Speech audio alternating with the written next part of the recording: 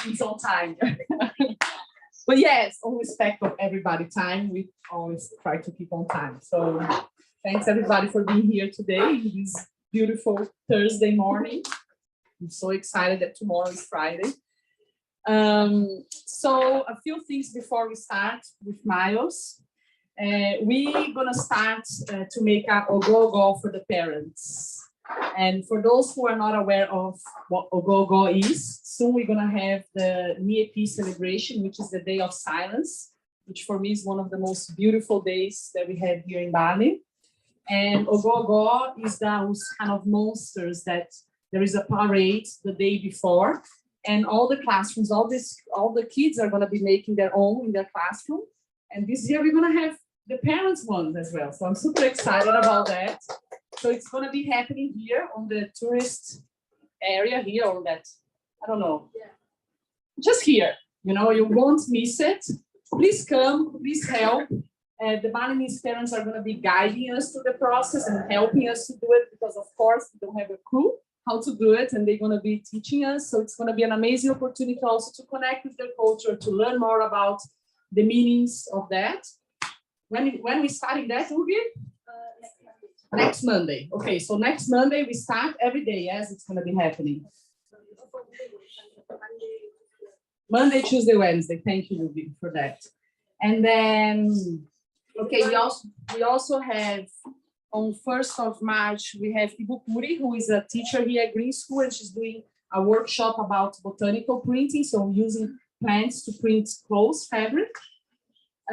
We have also Inner Landscape. Kinchin was a Green School parent. She does this amazing workshop, which is about inner landscape. How can I explain that? But it's about looking inside. So your inner balance, you know, and we have been running that for 5 or 6 years. And it's always like everybody leave that transform. There is only 2 places left for that. It's only a group of 8 people. So if you're interested, come and talk more with me. And then there is a lot of other things happening, but I'm just going to give a heads up to this one. So on the end of April, and I know that looks far, but I know that people plan in advance, we're going to be doing another field trip to the Biosphere Foundation. So for those who don't know, the Biosphere Foundation is a project that happens close to Menjangan Islands from 2 amazing human beings that were part of the Biosphere Project, which was this project that they tried to create like the biosphere, the world into, I think, Colorado in the US in the 90s. And these 2 scientists have an amazing work here with conservation, ocean conservation, and they have this center. We did this trip 2 years ago and it was amazing. We were 45 people going. It's a family field trip, so for kids as well. And yeah, check it out because that was super fun. And there is quite a lot of people that have been to this trip that can tell you how it was, so you don't need to trust on my word. And today we have Miles here. I'm so happy that you're here today talking.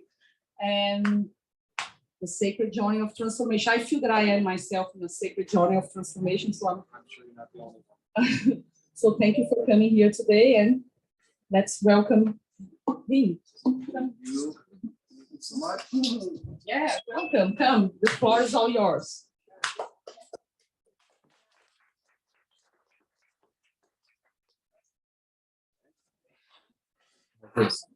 Selamat pagi, everyone. Thank you for coming. So, my name's Miles. I've been in Bali since July. How many of you are new to Bali? Pretty much in this most recent wave of parents moving. Okay, good. Well, so we're in we are definitely on a pilgrimage, all of us, but just at different phases of the journey.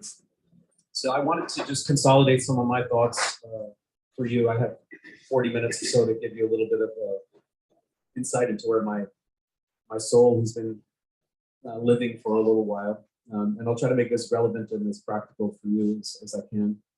But just bear with me because this particular talk I've never done. I want to first thank Carol and Ugi and the team at Green School for the opportunity, and also just to honor the land Bali for receiving us all, because in a way that's the first homage we should give from Swastiastu to Bali.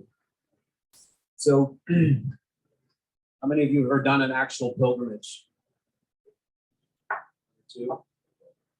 So my hope is that by the end of this talk, you'll understand that you're already on a pilgrimage, and what is it that we can do consciously, more consciously, to embody the spirit of pilgrimage, to actually maximize the opportunity of the journey we're already on. That's sort of where I'm trying to go. So just by way of a little introduction, this is a quote by my mentor, Phil Cousineau, who's a direct disciple of Joseph Campbell. How many of you have heard of Joseph Campbell before? So Phil Cousineau wrote the quintessential book called The Art of Pilgrimage. If you've never read it or come in contact with his work, I highly recommend it. He's a fantastic writer. He's somebody who writes like a genius poet, and has written extensively. He has maybe 25, 30 books. But in The Art of Pilgrimage, he describes the pilgrimage this way. I'm convinced that pilgrimage is still a bona fide spirit renewing ritual, but I also believe in pilgrimage as a powerful metaphor for any journey, with the purpose of finding something that matters deeply to the traveler. With a deepening of focus, keen preparation, attention to the path below our feet, and respect for the destination at hand, it is possible to transform even the most ordinary journey into a sacred journey, a pilgrimage. And that's really the spirit that I'm trying to get to. It doesn't have to be a formal pilgrimage. Of course, this is the classic image of a pilgrimage we might have in our mind, which is the one of the pillars of Islam is the Hajj, the journey to Mecca. I'm not sure if many of you know that underneath this is actually a meteorite. The Kaaba is, there's a lot of astrology behind this actually, which would make sense when in a few minutes I'll get to that. But this is one of the pillars of Islam, which means, every devout Muslim should make, at least in their life, an attempt to make it on a sacred journey to a sacred destination. The axis mundi, Jung would call it, the center of the earth, to find your purpose, or to pay homage, or to embody something that can only be embodied or imbibed or tasted, what Jung would call the elixir, by making a journey like this. That's me at 20. That's me making my first journey. Just by way of background, I had quite a chaotic childhood growing up. I was born in Singapore and raised in Hong Kong. My father was an alcoholic, among other things. He was a hardworking businessman, but he also, the home life was a little chaotic, you might say. So I needed something of substance really early in my life. I was looking for something else. We grew up with all the trappings of wealth and fortune, which now as a father, I don't discount. Those are important things, especially when you have kids. I mean, I had access to great education and world travel and world exposure very early, which came by way of means. So for that, I'm really grateful. In fact, I was here in Bali when I was 17 on a school trip, which took us to Ubud to study batik. And those kind of early impressions, they really, really make deep, long-lasting, they have a very deep, long-lasting imprint. But by the time I think it was 16 or 17, I saw in my high school some photographs of the Ganges, the sadhus on the Ganges. It was an exhibition, and it made a very strong imprint on me. Maybe while I'm saying that, maybe there's something like that in your story, your biography, when very early on, it's just you can't really, with the rational brain, really put your finger around it, but there's something intuitive that calls it like a hook. I saw these images of the sadhus on the Ganges, the spiritual mendicants, and it made a very deep imprint on me. And so first chance I got was about junior year of college. There was a dusty pamphlet in the religion department saying, "Come to India, live with the monks, wake up at 5 a.m. And all my peers were going to London School of Economics, or they were on their way to Florence to study architecture. And little Miles found a dusty pamphlet inviting him to go study with the monks in Bodh Gaya, India, and to do some meditation. And little did I know how that would open up an entire portal for my life, essentially. I did make it to those images of the Ganges. I did make it all the way in this picture to what's called the Diamond Throne in Buddhism, which is the seat of enlightenment, the Vajrasana, where the Buddha sat to gain enlightenment himself under the Bodhi tree. And that's me with my first teacher taking what's called refuge. Refuge is like a compass, a GPS for the rest of your life. Those of you that, I mean, this is what I needed, right? I needed spiritual guidance and spiritual direction. I needed a new orientation. I needed a new true north, because the true north that I inherited from my materialistic culture was go to school, get a good degree, get that first job, climb the ladder, make lots of money, and pretty soon die. And game over. Game over. Once the electric activity in your brain is done, that's it. That's all. And as a result of that, no consequences, no beneficiary of the consequences of your life. And whether that's true or not, for me, it wasn't very early. And the only way I can now, 25, 30 years later, account for that sensibility, that yearning, not only to find a different true north, but also to guide me to Bodhgaya when everybody else was partying, is that I have had in a past life a connection with this tradition. And I don't really need to explain that to anyone. That's something I know to be very deeply true for me. And very atypical of my culture. But karma theory, what's called infinite life theory, came very naturally, made sense to me, and I started cultivating that worldview very early. So this is me sort of coming home. This is what pilgrimage is really about. It's finally coming home to something that maybe our commercial, industrialized, not modern culture has failed to impart on us, has failed to initiate us. It took about 20 years of my life cultivating this. In the time that I first went to India, I made several trips back. At this point in my life, it's probably 10 full pilgrimages I've done. At one point, I thought I was going to be a monk. That didn't work out too well for me. I ended up being a psychologist. I went to get a clinical psychology degree, PhD in psychology. But I met mentors very early on that straddled two traditions. And we're walking a very middle way between Tibetan Buddhism and between psychology. I was raised by a first generation of masters, particularly Robert Thurman, who was the first Western to become a Tibetan Buddhist monk, and Joe Luizzo, the first Westerner to do the complete Lamrim path from the point of view of neuroscience. So these mentors really helped me combine my mutual interests in Tibetan Buddhism and neuroscience, psychology, depth psychology, Jung.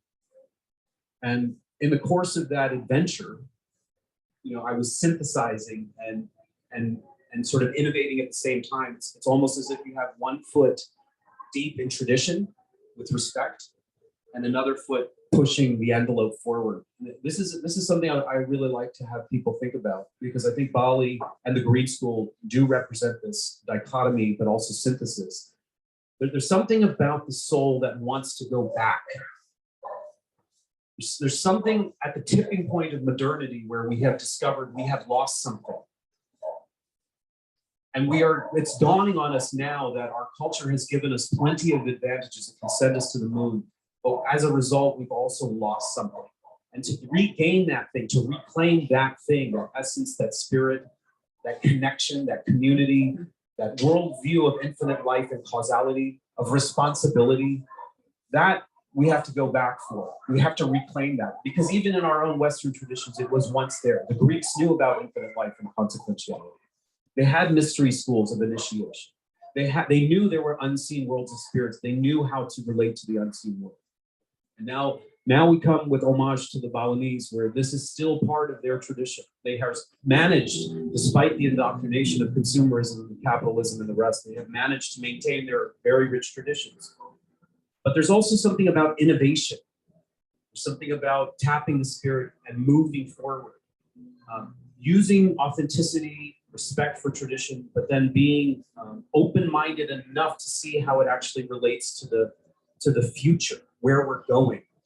And so this is something that's occupied my professional life, but also my spiritual life, and something that I think, green school, being in Bali, I think this is a very close example of what it means to have that ancient respect and forward-mindedness at the same time. It's a good synthesis.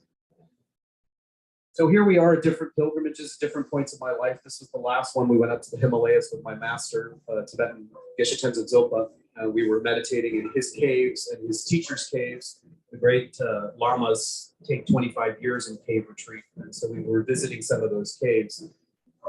All of this to say is that my vision and my understanding of pilgrimage has changed over the course of doing them again and again and again. We are here in Sri Lanka, there we're in Nepal. I used to think that pilgrimage was about the destination. And in a way it is. These are power places that I take people to. These are places that for centuries, enlightened people, spiritual seekers, people with incredibly clear intention have gone, meditated, done prayers, done ceremony, made offerings. They are part of a collective stream. They are part of a legacy. They're part of an ancestry. Every time they go to these power places, not only are they making homage and reverence to the past, to the Buddha, for example, or the great siddhas, the great masters, but they're bringing something from the future or from the now that's making it, it's almost like tending to the sacred fire. It's an everlasting fire, but it's always being tended to in the moment. And I used to think those power spots were what changed us. And in a way, it's true. If you go to Egypt, how many of you been to the Great Pyramids of Egypt? You know, if you go to Machu Picchu, how many people have been to Machu Picchu? If you've gone to see the great masters of the Amazon today, take a psychedelic experience, for example. Therein lies both this kind of reverence and deep respect for the destination. My thinking has also changed to really see and embrace and understand and appreciate. The journey itself is what transforms us. There's something about the process of being on pilgrimage. There's something about the process of preparing for pilgrimage, of being on the way to pilgrimage, on the way to a destination, and also the way back home. And suddenly, the pilgrimage encounter, the pilgrimage opportunity, is less about a linear progression to a source and more cyclical in its nature. And that's a very deep and ancient archetype. Our rational mind, our linear mind, thinks in terms of A to B. The ancients all knew everything was cyclical. Everything is cyclical.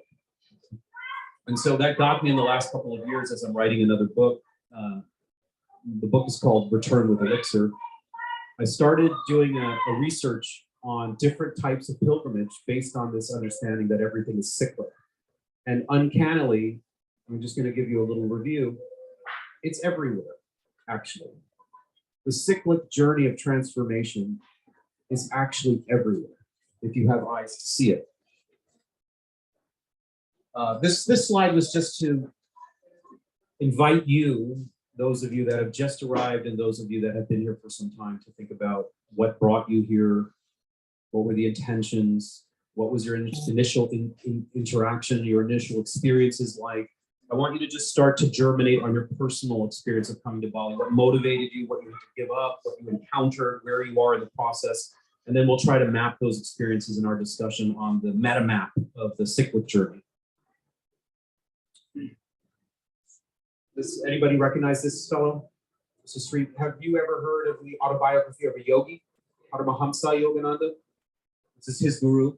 And in that book, it wasn't as popular as Paramahamsa's book, the autobiography of yogi, but there's another one, very slim book, a very obscure book called The Holy Science, where Sri Yukteswar corrects a modern perspective that we're in a civilization comes into existence, endures, and dies, according to very, very long cycles called Kali Yugas, or called Yugas, one phase of which is considered a dark age and cycles through two other ages until it hits an apex called a golden age. The Greeks also had this. The Mayans have this. All ancient cultures have this notion of a cyclic calendar that's tied with the cosmos. This particular journey or pilgrimage is the pilgrimage of the stars. It's the biggest lens I can offer you to understand where we are in time and place as a compass. The Mayan calendar and the great year and the Yuga cycles are a calendar orienting us where we are in time and space right now. This is a 24 to 26,000 year cycle. And it has, like a clock, 12 ages. The great year does. We know those as the zodiac. Within the zodiac, there are epochs of lasting, like an increment from 12 to 1, 1 to 2, an increment of 2,100 years. We are right now, you and I, on a cusp of a transition between two epochs. We are in about an 80-year window between the Piscean age and the Aquarian age. And right now across the planet, all indigenous cultures that have survived have a prophecy about this time that we're living in. And it accounts for everything that we're seeing, from the pandemic to the structural change to the upsurge in the movement of expansion of psychedelics and the interest in meditation, the interest in psychedelics. I mean, Johns Hopkins University, Ivy League universities are studying psychedelics now, not by coincidence, because there's something going on in the culture. There's something going on in this time that's pressing. It's both a time of death and it's also a time of renewal and rebirth. And so this is the greatest pilgrimage that we're all on.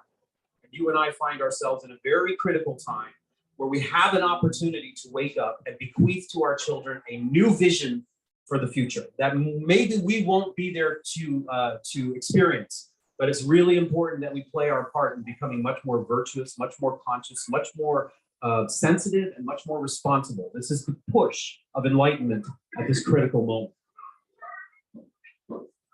I won't go into too many other things. I'll just give you a brief brushstroke. My book focuses on Tibetan Buddhism and the cycle that Tibetan Buddhism offers us, which is the cycle of death.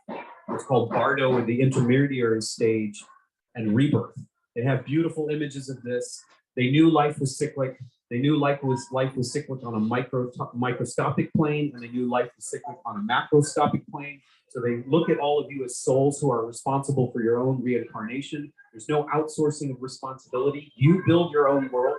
That's not just between lines, but that's also within lines. How many of you had a death experience before you left for Bali? Some part of you died.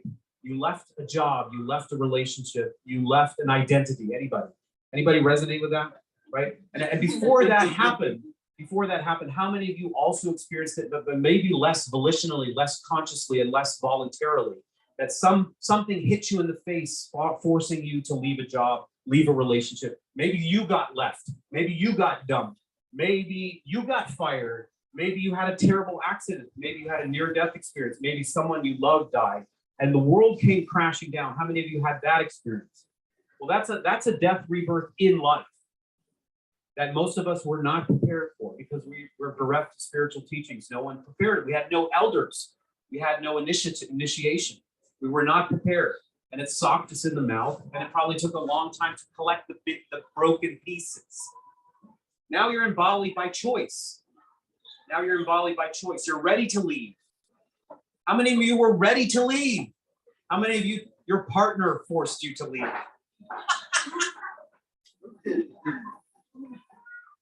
This is another cycle. This is the internal one. So we have the great cycle of the great year, which we're all on. We have the cycle of death and rebirth, which is the macro and the micro of our soul. Carl Jung was a great psychonaut. He understood that there was also another kind of journey, another kind of pilgrimage that we were on. This is the journey inwards. This is the journey, actually, I call it, to return the elixir is the reclaiming of soul. Most of us live at the surface of life. We are externally focused, and we are indoctrinated into believing that all that matters is the physical world, money, pleasure, gratifying instincts. Jung parted from Freud because he knew there was more.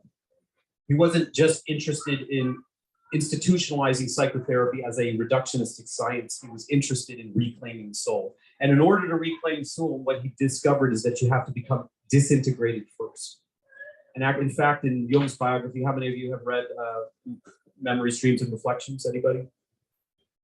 In there, he accounts, and of course, how many of you heard of the Red Book?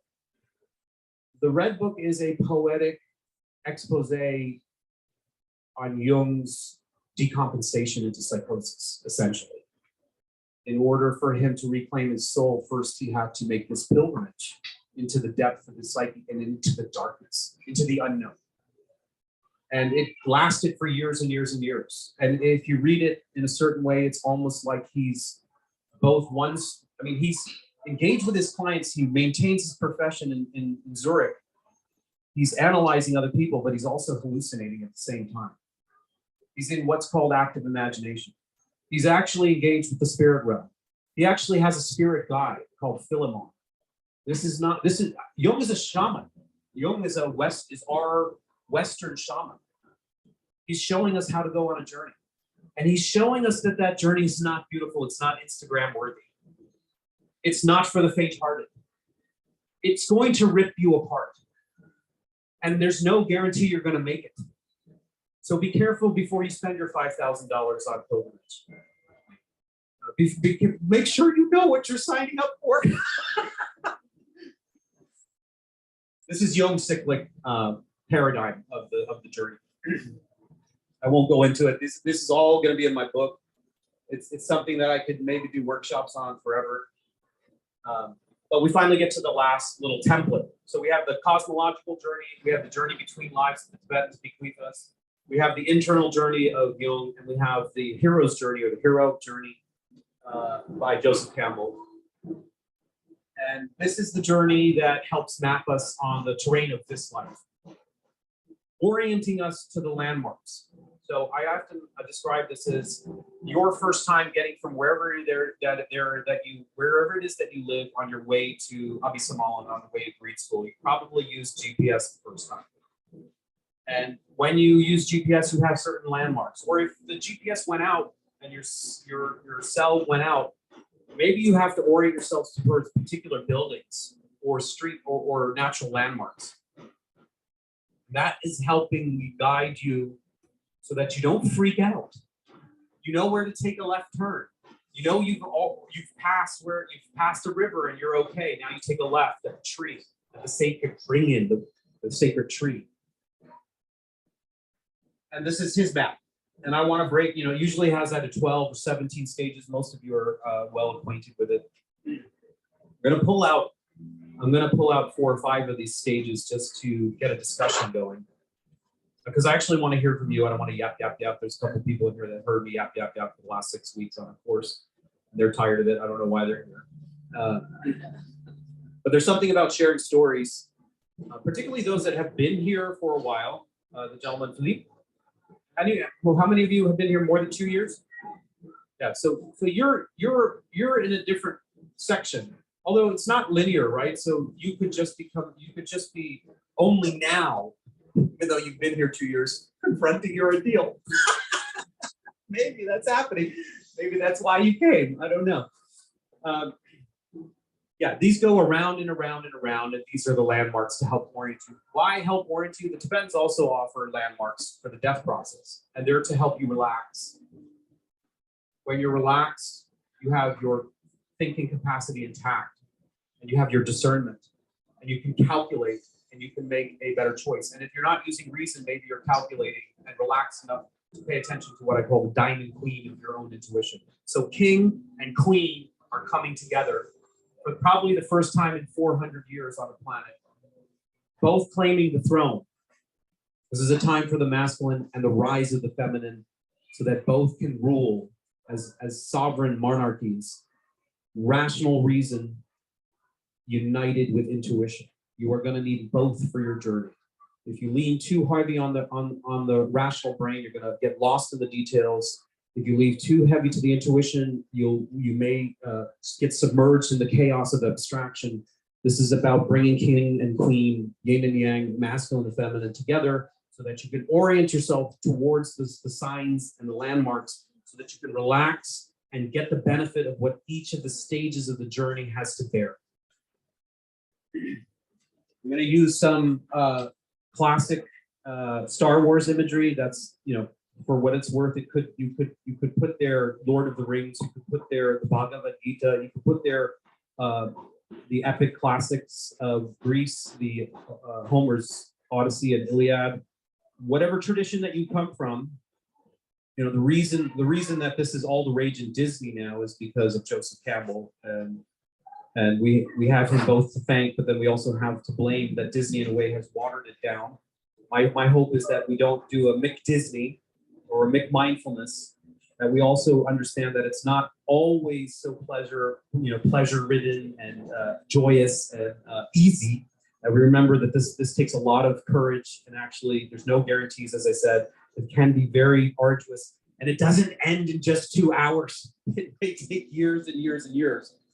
But just for discussion purposes, the departure. Some of the salient scenes of departure, before I say some of them, from your own experience, what is the departure really about? From a psychological point of view, what was it about leaving home for you? What did you have to learn? What skill did you have to master? What quality did you have to embody? Anybody? Words are fine. Just throw out some words. Wakey, wakey. Hello. Courage. Awesome. Say again. Let go. You had to need to surrender. Something had to be renounced. Something had to be let go. How easy is letting go? What are the things that we let go of? Anybody? Just rapid fire. Don't hesitate. Family. Wow. Holy shit. How hard is that? How hard is that? And what's the risk? What's the real risk? You lose them. Just, do you feel that? That's no joke. You leave family and you could lose them. You leave your job and it may not be there when you get back. And the job is not just the job. The job is what? What does the job really represent to your unconscious? Identity. Identity. Oh, okay, well, now we've gone to the root. Okay, you just took us to the root. That's the root. On the way to the root, there are a few other things that are really important. What is the paycheck and the security? Security, there it is. I'm sorry, blurted it out. What we're letting go of is the security blanket, Linus's blanket. If you let go of family and you face the fact that you may lose them, you let go of your job, and in doing so, you let go of security. What else are the intangibles that we're really letting go of? What does the Shire represent? What does the Garden of Eden represent? What is it that we're, as human beings, through evolution, for an evolutionary advantage or an evolutionary defense, what is it that we're really seeking underneath? What is it? Community. Well, community, love, safety. What about certainty? How many of you, round about the turn of the midpoint of the pandemic, when you don't know if a mask is working or if your vaccinations are working, start going, hey, there's a bunch of data over here with a bunch of PhDs and MDs saying one thing, and hey, guess what? There's also a bunch of data over here with a bunch of PhDs and MDs saying something else. How many of you were a little bewildered by that? Well, if you had asked a shaman or you had asked the wisdom keepers of the indigenous cultures, they would have told you this was foreseen. That actually the sea change that we're in, this 80-year window, because we are the heirs of the age of reason, enlightenment in Western Europe, most of us in here are the prodigy of the age of reason, where we left religion and favored science. Science is a left brain operation. It's best part of our brain is looking for certainty. It's looking for the details, and it's looking for ground. It's looking for certainty. If I can use science to cut through all the unknowns, I will find something tangible, and I'll be able to land. I will find ground. The wisdom keepers told us at this time, our reliance, I'll say it as an over-reliance on reason, an over-reliance on science, is going to begin to break down. And it's going to have us spinning, because science has taken the role of religion in our unconscious. Science is the new institution of orientation. And you can say that the scientists are our chief priests. What they say goes. We've outsourced all our wisdom. We've outsourced all our investigation to people of very high standard training. And in a way, we've disempowered ourselves. And they're all operating just from the patriarchy, the king of reason. They've forgotten intuition. They don't believe in the soul. They don't believe in intuition. They don't believe in anything that they can't see or touch or smell or taste. And that's why it's breaking down right now. It's not that it should be jettisoned. It should be brought into unison with the diamond queen of intuition. So the departure is about letting go of certainty. How many have just slowly started to sense something about certainty in Bali? Maybe it's my projection. I'm not sure in the ring of fire we are going to find firm ground.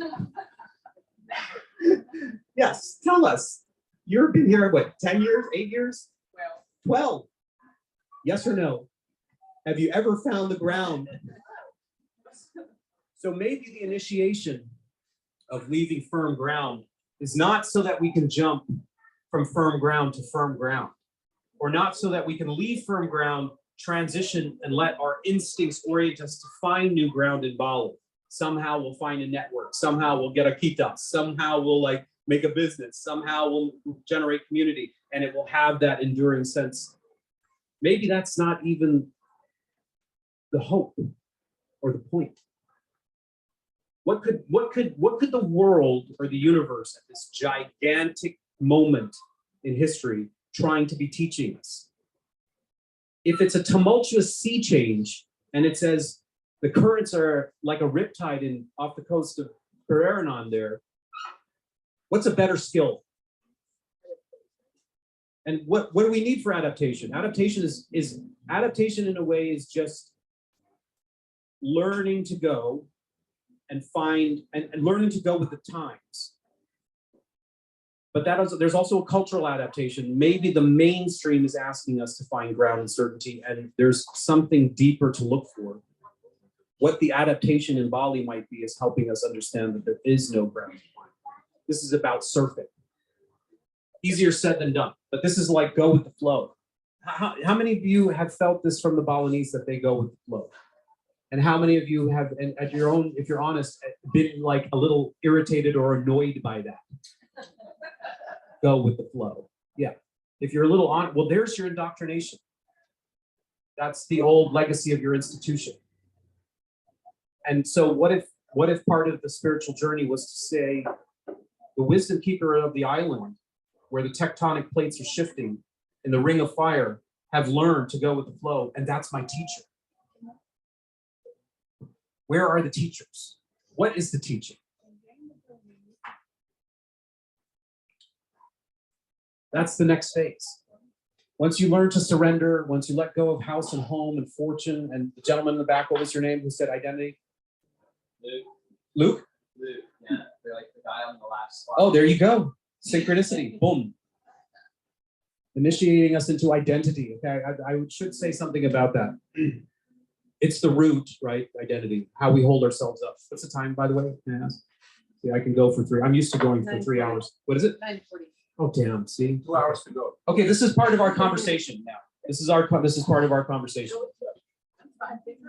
No. They asked us for me to keep my comments within 1 hour is an impossibility, but I respect the rules sometimes. It's okay. I'll turn it over to you. We did the nice job with the ordeal. I didn't have to spit it out or spoon feed you. Go into your soul and give some examples, whether you've been here 12 years or you're just a newcomer. Maybe you've already gone through a cycle of this, so you're using your memory bank of storage. So what is the initiation about? One of the components of the initiation is what's called allies, tests, allies, and enemies. Tests, allies, and enemies. These are usually projections. The tests look external. The allies look external. The enemies look external. But just for our comments here, let's get to the internal ones. What are some of the internal ones of your pilgrimage to Bali? What does an ally really look like? What does an enemy really look like? Anybody feel like they've been through an initiation in Bali, and what does it look like? Help me out here. Stepping outside the mandala a week, sorry. Anybody? she's not here, but one of our family members here, when she arrived, her two boys were swimming off of Carreranon and they almost died in the river. That's an initiation. Would you agree? How many of you arrived in Bali and actually thought you were going to renew your vows with your partner, but within a year or two found that you were divorced? Huh? Nobody yet? It's a coming. Be careful. Actually, because I'm a psychologist, before I even got here, I had people reaching out to me because they divorce is actually quite prevalent once you hit the island. And why is that? It's like Bali represents, it has an idealized quality that I'm going to be saved on the island of paradise. What I'm trying to echo from Jung is that actually maintaining your sense of identity, maintaining continuity, maintaining the relationship at all costs is actually an unspiritual thing. And this is what my own institution of psychology does with its delivery of medications. It's trying to maintain continuity, where what Jung was telling us and what the great spiritual traditions are telling us is be willing to fall apart, be willing to lose it all, be willing to let go. Maybe the relationship, maybe you're done with this relationship. Don't be afraid. Now, of course, I have kids, and I know that we should strive unremittingly to create consistency and a crucible, a two-parent home for them. But then we also have to balance that against, like, where is your soul on its personal journey? Are you leaning too heavily to holding on to certainty, or are you letting go? And maybe the divorce is an initiation, not so that you can replicate it with another partner here on Bali, but so that you can actually take it as an opportunity of disintegration and internal transformation so that you can get clean on your own side. This is the thing about the Tibetans, what they told us, is that if you don't do your rebirth successfully, your instinct will replicate a new world on the other side. If you had a dead-end job where you were dead on the inside and dissatisfied, but you got the paycheck, if you had a dead-end relationship where it wasn't stimulating and enriching to your soul, and you don't do your homework, you die, cross a threshold, and your instincts come out on the other side, and you gravitate towards the same kind of job and the same kind of people and the same kind of environments over and over and over again until you get it right. Until you get it right, until you wake up and get it right. So the initiation is hard. It's about falling apart. It's about, Luke doesn't get it. Luke doesn't get it right away. He has a lot of doubt. Is that a hand up? Oh, great. Go ahead.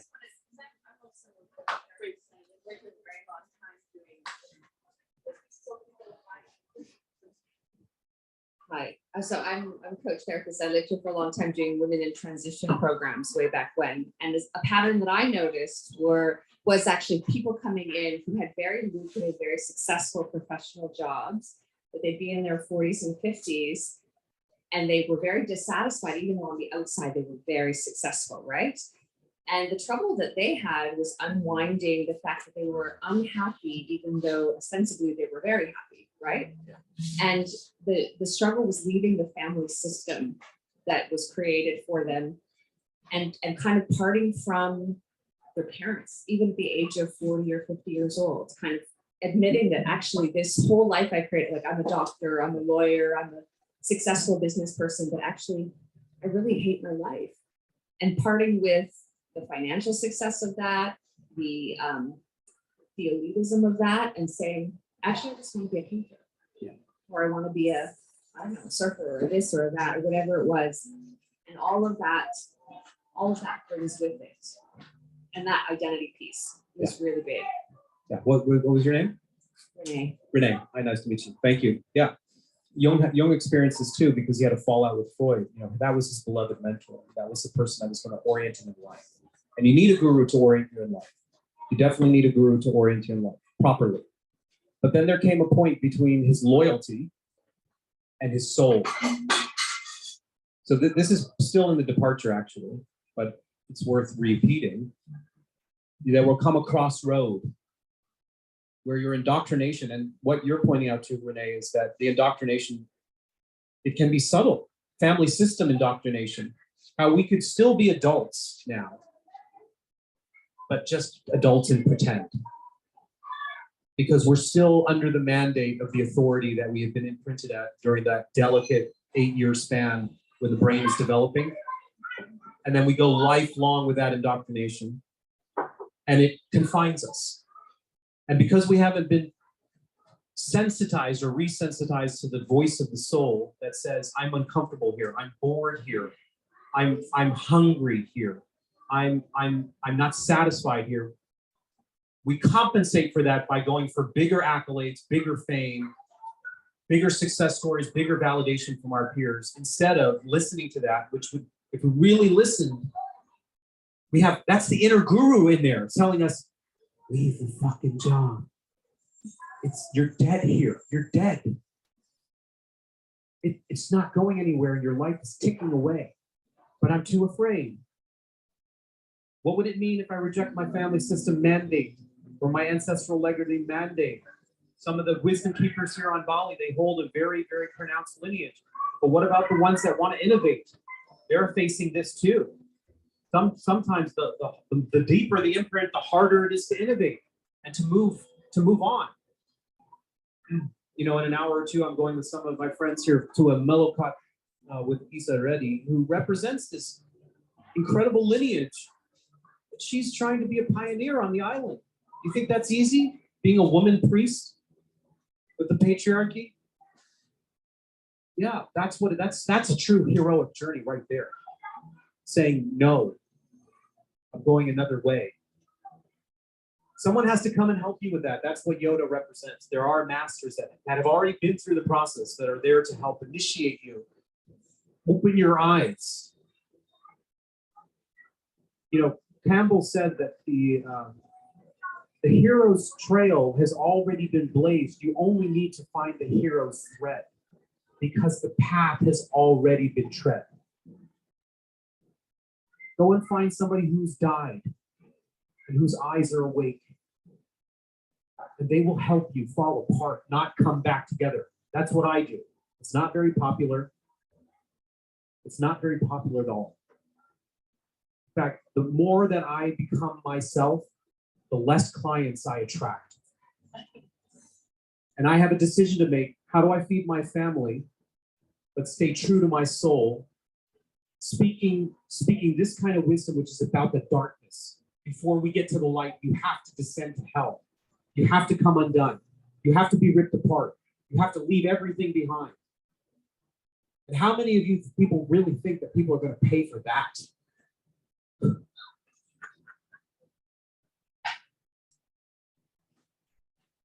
How are we doing for time? The trial? How many of you have been through a great trial? I won't ask you personally what it's been like, but how many really feel that you have been utterly dismembered, that you have died, fully died? 1, 2, be honest. Fully died now.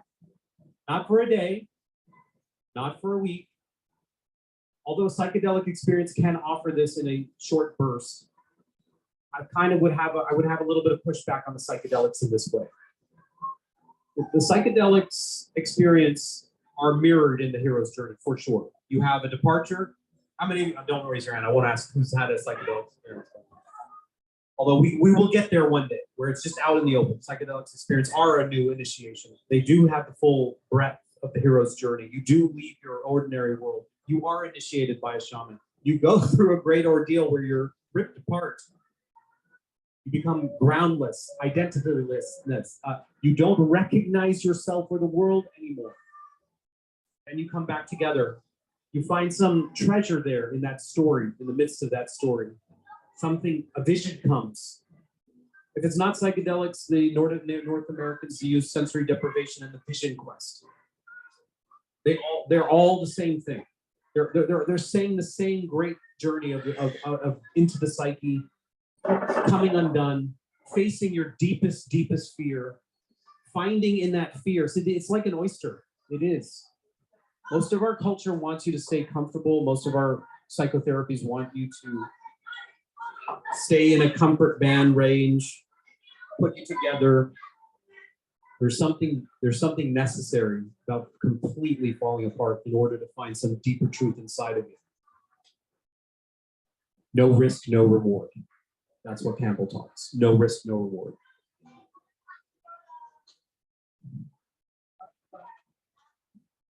So the treasure the treasure for Luke is the lightsaber is about alignment.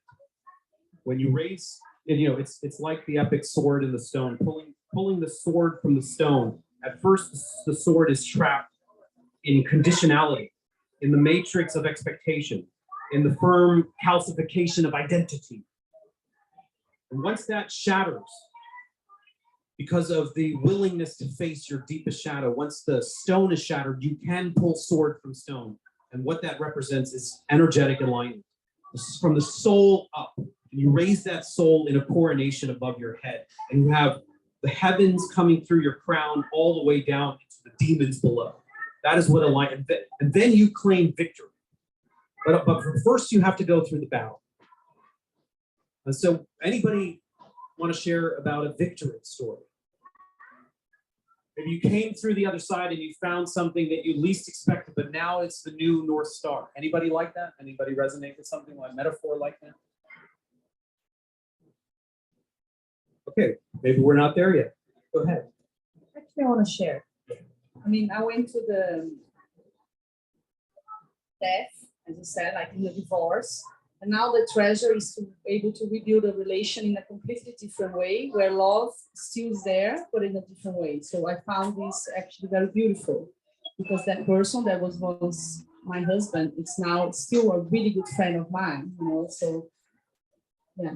Do you mind if I push you? Because yeah, you said in a different way, and I think that's where the treasure is. What's the different way? What is it? Can you put a couple words to it? Yeah, the different ways that, I mean, we don't have a man and wife, like a man and woman relationship, but we are very good friends. So we're still there for each other. And the different ways that there is, I mean, yeah, doesn't throw all his clothes in my house, like there is this limit that we put it in a relation, in a sense that what was not working is not there anymore. And it just left with the good part, I guess. What's the word? You're skirting the word, goddammit. Love. Was there love in the original relationship? Yes. So then that's not the word. What's the difference? You said there was a difference. What's the word? Don't think about it. Use your soul. Your soul already knows. I'm in alignment, I'm in integrity with myself. There.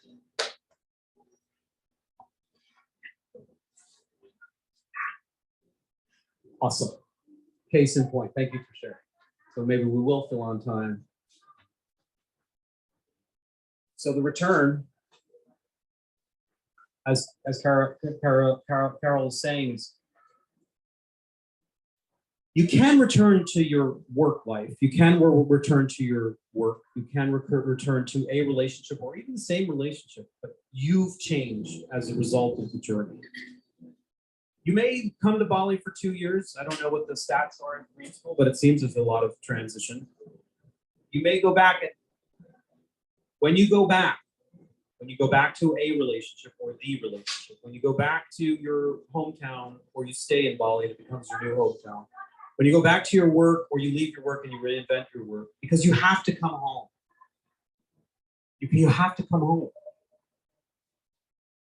But the journey is not done until you bring back into your life, bring back into your relationship, bring back into your work the treasure. What's called the elixir. What in Greek mystery schools is called the ambrosia, and what's called in the yoga tradition amrita. They're all saying the same thing, the nectar.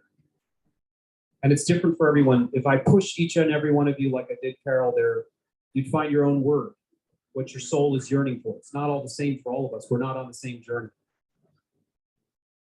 For me, it was confidence. I had a narcissistic alcoholic father. He was the star of the show my entire life, which means I was living in the shadows. It was all about him. So I grew to hate myself. Still do. But what I've learned is confidence. Like, I'm okay to be who I am. I don't need your validation or your conditional love. I know who I am. I'm willing to part ties with my dad. I'm willing to part company with institutions, with meta frameworks. I'm willing to even sacrifice my lucrative practice in New York. I'm willing to sacrifice it all so that I can actually express the confidence of knowing what it is my message is. At a time where the world is coming undone, the message is don't be willing to go with the flow and come undone so that we can rise up the better on the other side and build a different world so that we can leave a proper legacy for our kids. This is my mission. I'm not the guru. When I do sacred trips, I bring in the real teachers, the real masters. I'm just a facilitator. So when I do these sacred journeys, I welcome in the wisdom keepers of the island or of the Himalayas where I'm going, so that the land is represented by the authority of the land. And I'm just the curator of the experience. But I write the story, and that much I own.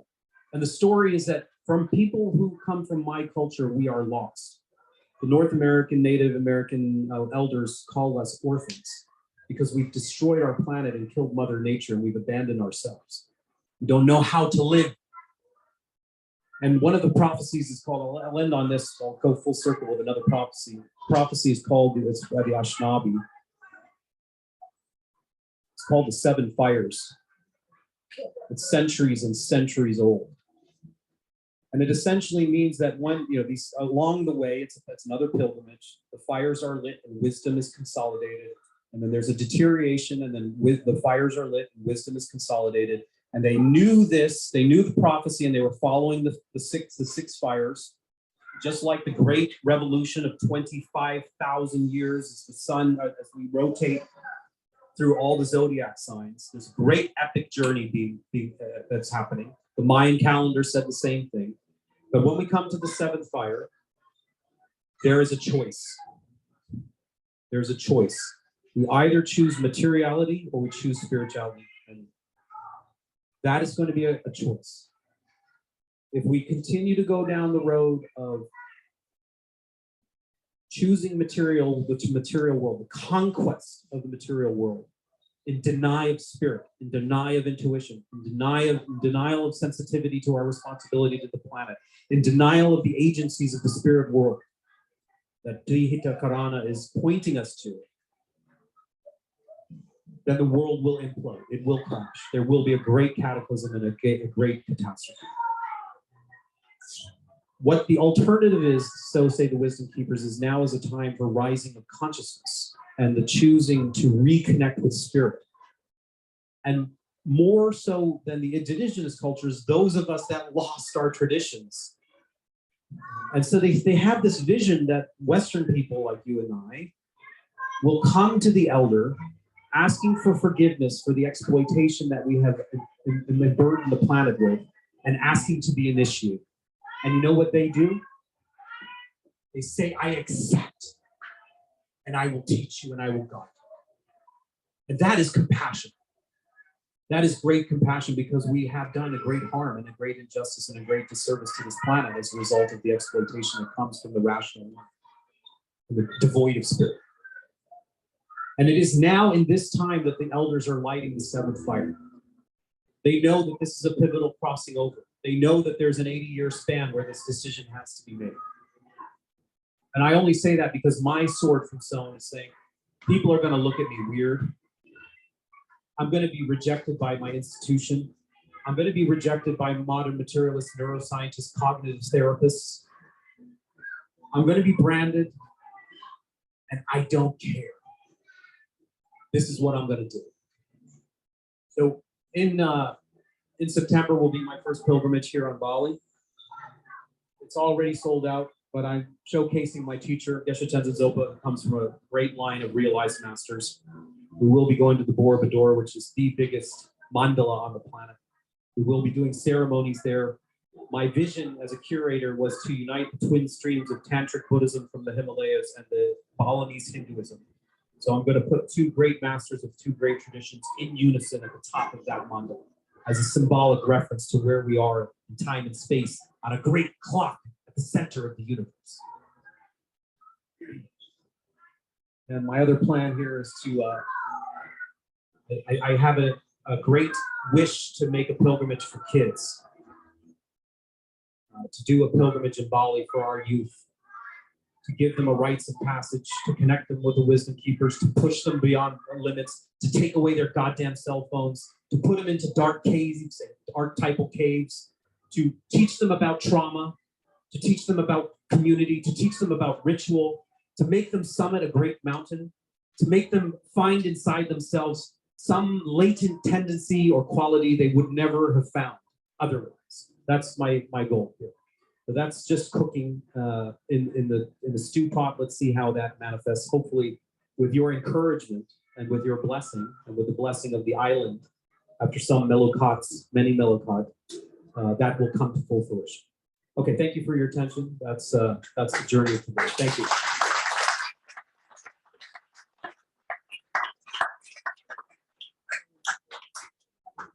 Thank you so much.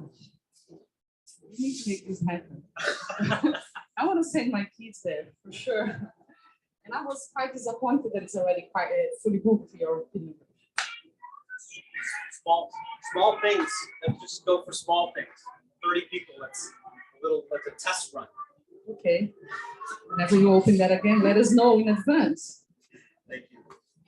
Thank you for everybody who shared too. That makes it get to meet each other and get to see through each other's own experience just how this stuff is not theory, but it's being lived. That's important. Questions? We have some questions. Yeah. Dan, go for it. So I just texted my wife that both Carol and Miles says that theirs is okay. Let's see how this goes. Just kidding. And so there is a question which comes to my mind, and I'm kind of grappling with sometimes, and that is, there is this materialistic world, and the question is, what is it that really matters, right? There's this materialistic world which we've been indoctrinated, and you were talking about it quite a bit, which, what matters is status and money and success and all this.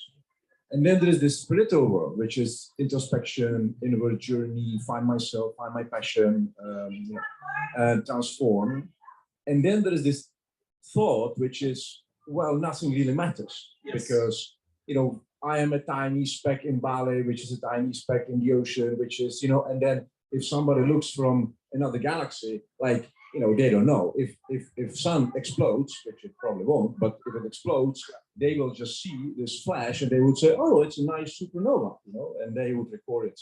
So and then when I die, maybe my kids are sad, some of my friends are sad, but then, their kids maybe still remember me, but then their kids, I'm just a picture on the wall, and their kids, like, they don't know, right? So I'm kind of grappling with this thought of, well, we are nothing in the, cosmic kind of words, terms, and that means very insignificant, hence nothing really matters. Yes. So how would you, have you come across in your thoughts on your journey of a lot of how to integrate that? I'm chopping at the bit here. What's your name, sir? Dan. So how to integrate this materialistic and the spiritual and nothing really matters kind of.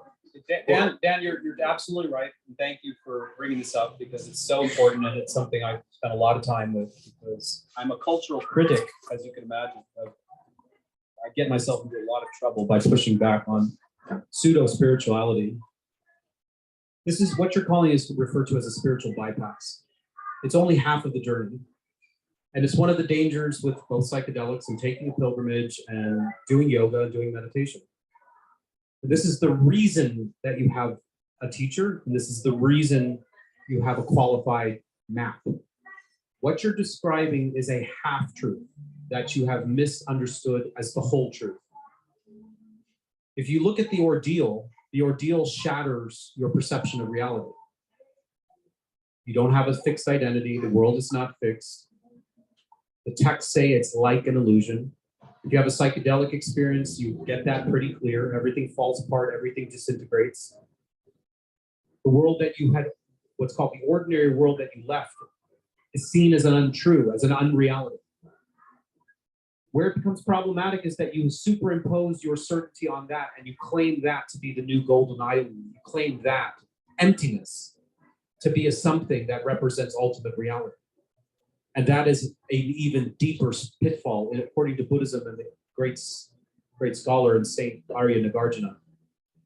Be careful when you pick up a snake, because if you pick it up by the wrong side, it will bite you. Emptiness can be a poison. There's a lot of circles in the world called non-dualism.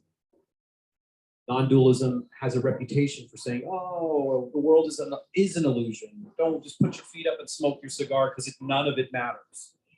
And how disenfranchising is that to look at a mother who just lost her son and say, none of it matters?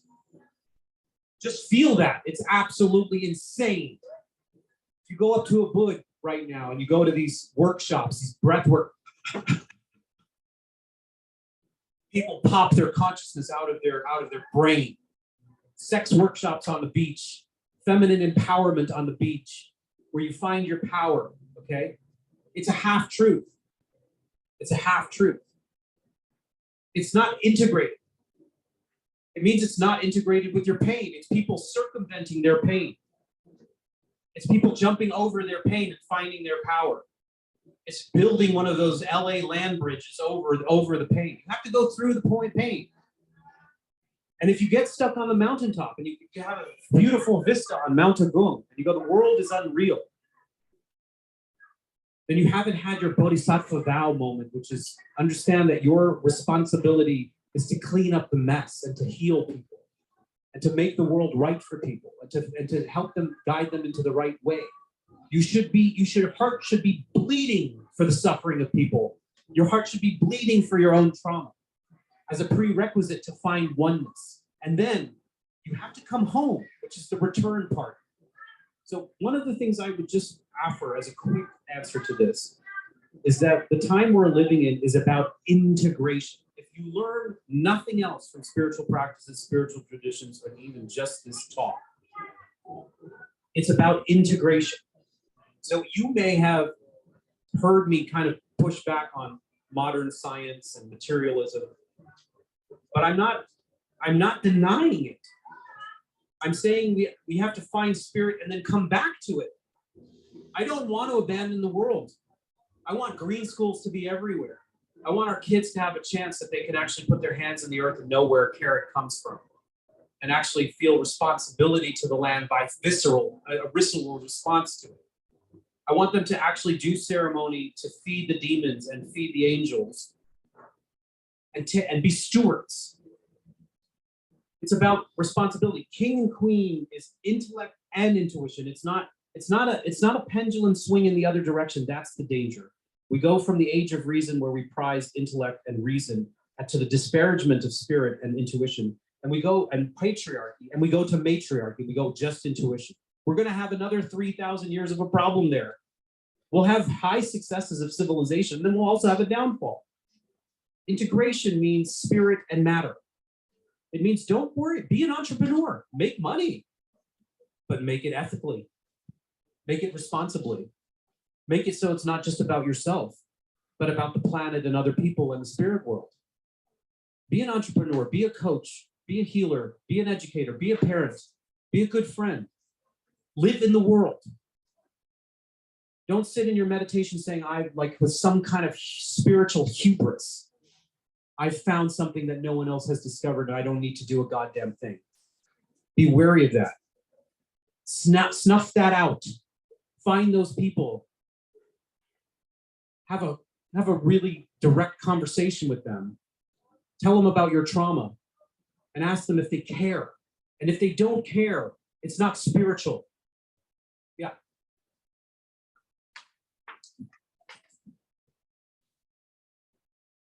So I want to ask you about Joseph Campbell, and I'm going to butcher this, but I remember that when he was asked about the hero's journey and whether or not it was different for women, he sort of famously quipped something like, "Well, they're sort of already there." I can't remember what it was, but and then of course feminists responded with a heroine's journey that was slightly different, right? And so I was impressed by your sort of amalgamation in the king and queen adaptation, but I guess I wondered, what came up for me when I was looking at your model, was I wondered if you could comment on whether or not you see some of the transformation that we're going through now in terms of unifying the masculine and the feminine in this current world, and what our children are going through around the gender fluidity that we're seeing. And I know it's a loaded question, but I would love to hear your insights on that. Well, I may be too new to you guys to give my authentic comments around that. Okay, I might just that might be too much for the first day. Just meeting each other, it's like jumping into bed on the first night. I do have a lot of criticism around it. I'll tell you that much. But I'm not at liberty right now, especially without having a relationship and a rapport, so that you can know where I'm coming from to give that comment. As far as the Joseph Campbell, you have to look at these things in context. Joseph Campbell, for my mentor, who was his direct disciple, Phil Cousino, it is true that everybody understood this within its context. This was a male rite of passage motif. So the part of the feminist reaction is true. How is this relevant for women? And the adaptation is correct. But if you look closely at the heroine's journey, it's actually the same journey, except for a very small shift. That small shift ends up being very important. As I pushed Carol, the words are important. But to dismantle the patriarchy is another problem. If you want to know what the slight shift is in emphasis, is it instead of the warrior masculine energy of killing the demon to find the treasure, which is more solitary and more assertive, the feminine one is to tame the dragon and find community. It's more receptive. It is about a kind of female power, but she doesn't destroy the dragon. She makes it her ally. So how many of you have seen not the Lord of the Rings, but the Game of Thrones? Daenerys Stormborn is the heroine on her heroine journey. She is the mother of dragons. The dragon is that which you are terrified of. Ordinary consciousness is terrified of the dragon. The enlightened one is not terrified. She bears it. She that's her offspring. It's the same in Buddhism. Emptiness, the wisdom, the deepest wisdom of reality is born of the mother archetype. Prajna Paramita. She births enlightenment. She births the Buddha. The female births the Buddha. She rides the dragon. She doesn't destroy it. She tames the dragon and uses it for good. What does she use it for good for? To enlighten and to showcase ethics for others, to bring others together. So in the way, I don't want to dismantle the hero's journey, throw rocks at it from a feminist perspective. I like the nuance. I include the nuance. I think we are at an important time of the rise of the feminine. My critique to the feminist is if you go too strong and too far, you create another patriarchy, matriarchy, hierarchy that disempowers so many people. You're no better. You're no better. You have an equal shadow of your own hubris. Now, balancing towards like a new way to dismantle the patriarchy. If you look at them as symbols, we need both. We need both. We need both the assertive in a woman, and we need both the receptive in a woman. We need both the assertive in a man and the receptive or intuitive in a man. So that's why I think if you walk away from nothing, but the time that we're in is about integration. It's about bringing disparate things back together, past and future, spirit and matter, intuition and reason, man and woman, male and female. It's about balance. It's about bringing things together. Because why? Because where we've come out of is completely imbalanced.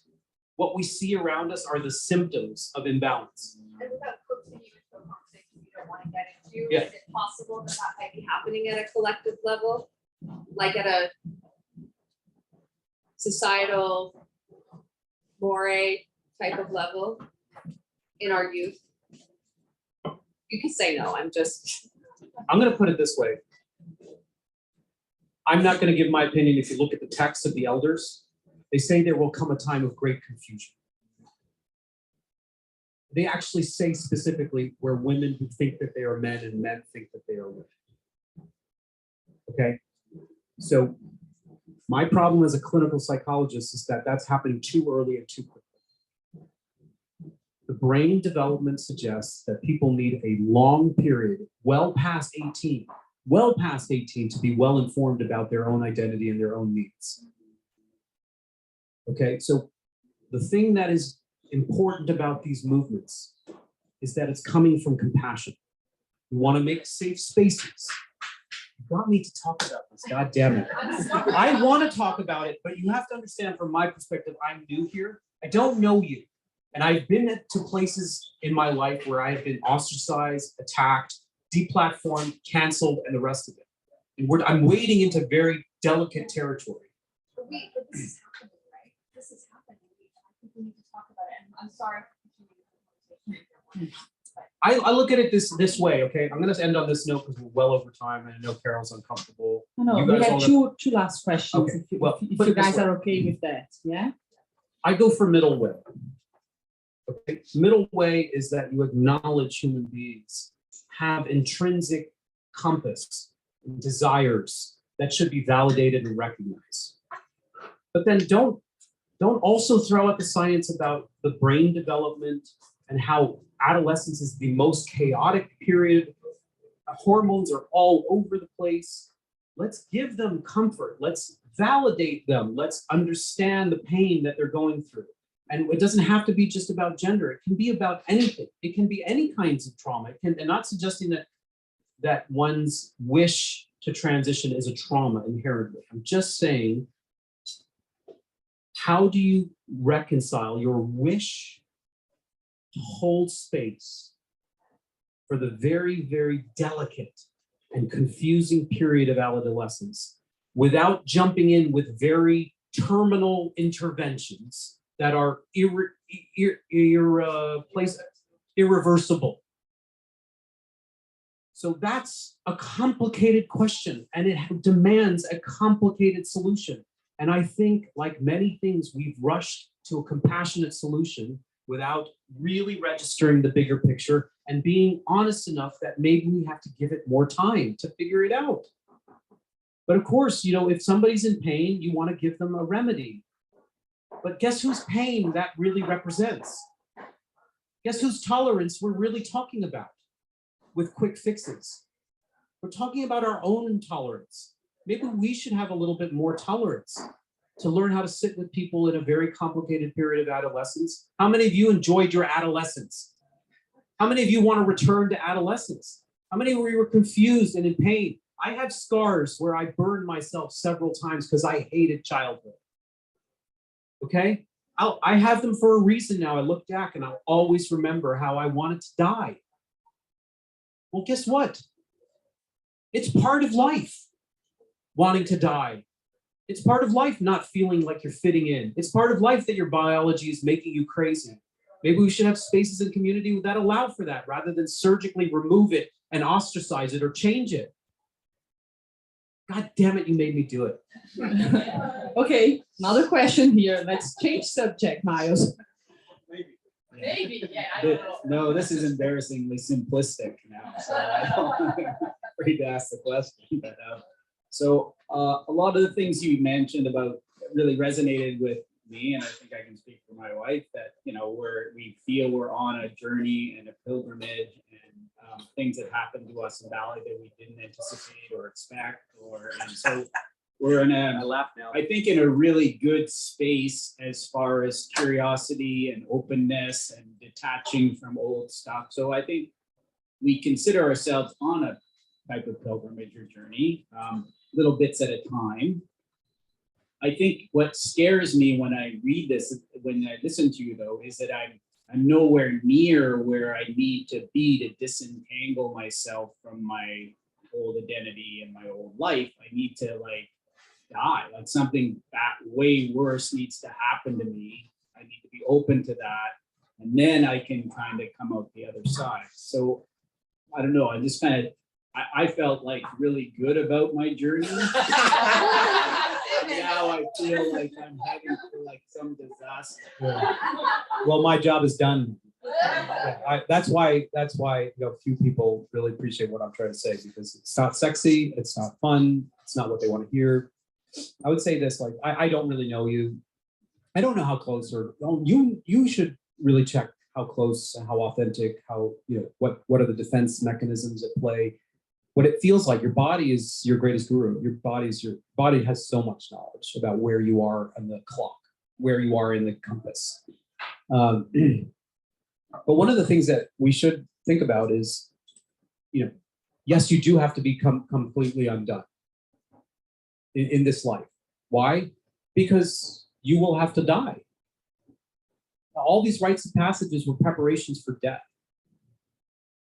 A young boy pulled from the crowd, drug into a cave, gone through a terrible initiation. Some of these early rites of passages were extremely, extremely excruciating, terrifying, for a reason. It brought them to the brink of dissociation. It brought them to the brink of death so that they could come back with something authentic to bear for the community. We live in a society that wants to give you a panacea and a quick fix. So just check it out. Just check it out. Are you still holding on to comfort? Are you still, is it, your report that I still feel pretty good? Are you scared of feeling bad? Are you scared of going through a depression? Are you scared of not knowing who you are? Are you scared of being lost on the island? Either you choose it voluntarily and therefore under the auspice of your agency, or you outsource it to circumstance or karma, and it really, really destroys you then. So if you take this seriously, yes, you do. This is my pushback on Disney. It's like, to the people that are very self-actualized that I've worked with and admire, they all can unanimously stand up and say, yes, I totally died. I totally died, 100%. I don't recognize myself. I'm thinking of my buddy there. He's a great author, and I forgot his name, but he was accused very early on in his life of murder, and he was sent to 25 years on death row. Yeah, 25 years of his life on death row, and most of it in solitary confinement for a crime he didn't commit. And in that solitary confinement, Damien Eccles, he's a magician of the Western Hermetic tradition. He discovered, he knew about magic before he went into prison, and actually magic saved his life while in prison. And in the confines of his cell and at the brutality of the punishment he endured every night at the hands of the guards, he lived within his mind in concert with the angels.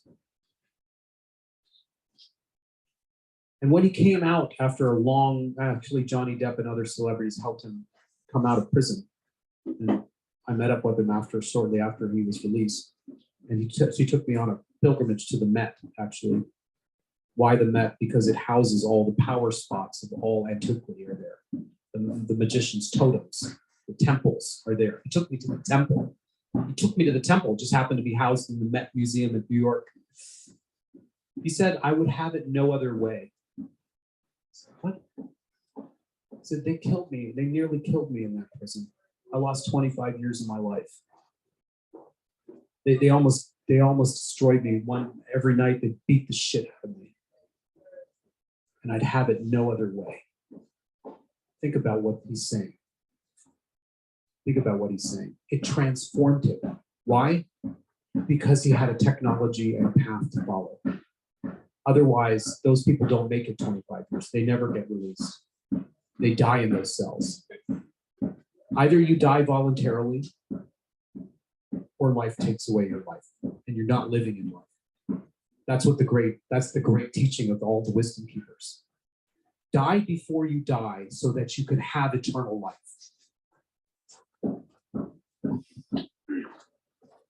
I have a very superficial and short question. When does that 80 period transition end?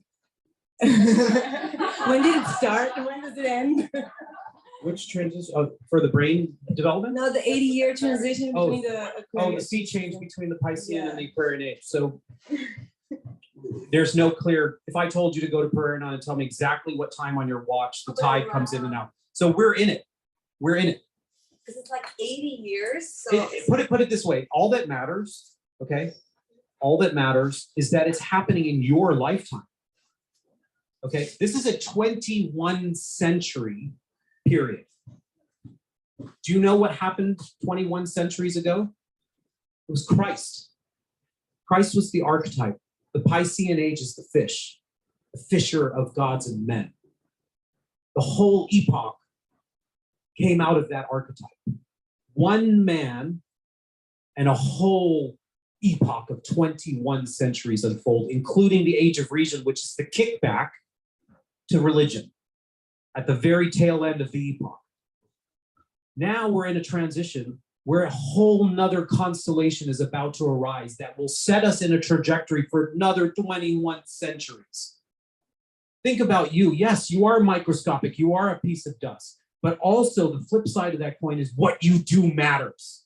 All of us, what we do matters. It actually matters more. Every generation thinks that they're part of a big thing. I grant you that. Every generation is part of a big thing. But there's something special about now.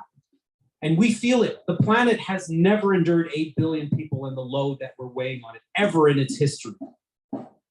We have a huge responsibility to course correct. We have a huge responsibility to look at our own shadow and take responsibility for the future trajectory. And this is what the archetype of the moment, the transition, is really about.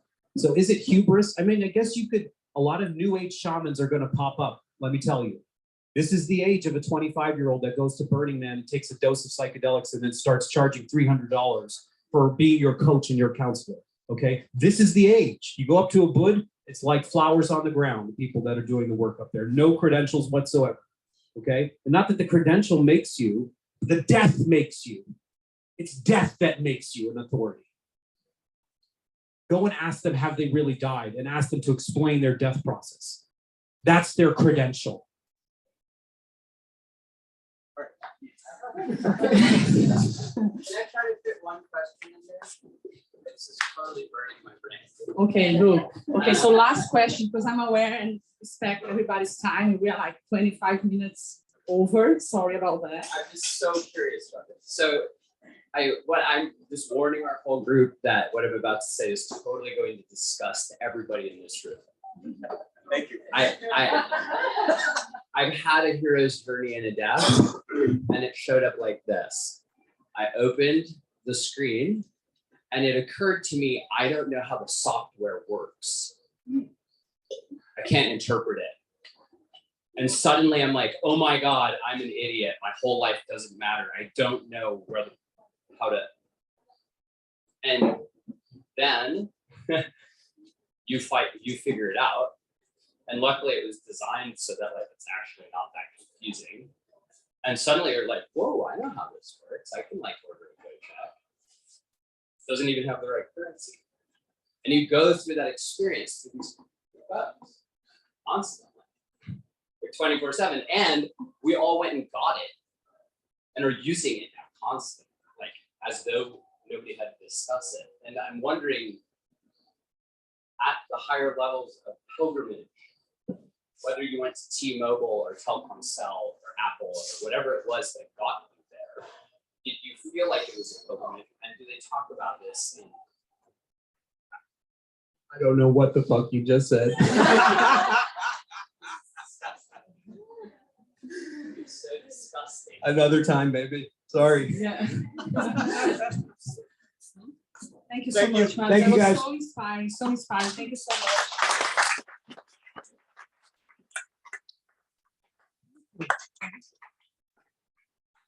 Okay, guys, so see you around. Please, next week, don't forget about the go-go making. We need hands here to help. Is it in the morning or What time is when it? does it eat your